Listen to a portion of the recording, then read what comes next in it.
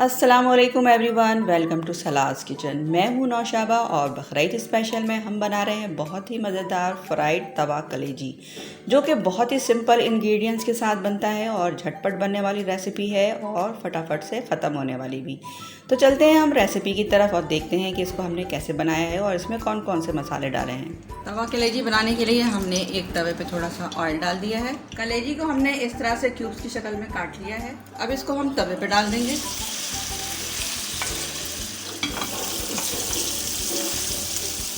इसमें हम डाल रहे हैं हस्बे जायका नमक।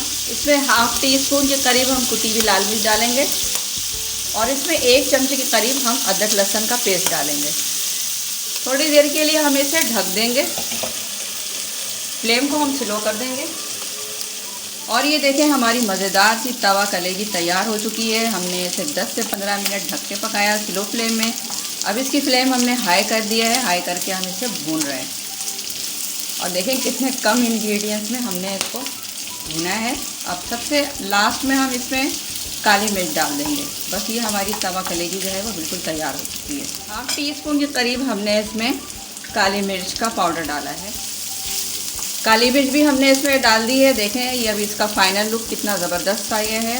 आप भी इसे बनाइए, बहुत झटपट बनने वाली रेसिपी है, क्विक और फास्ट है। और देखें कलेजी को ज़्यादा देर तक नहीं पकाया जाता है, क्योंकि ज़्यादा देर पकाया जाए तो ये हार्ड हो जाती है।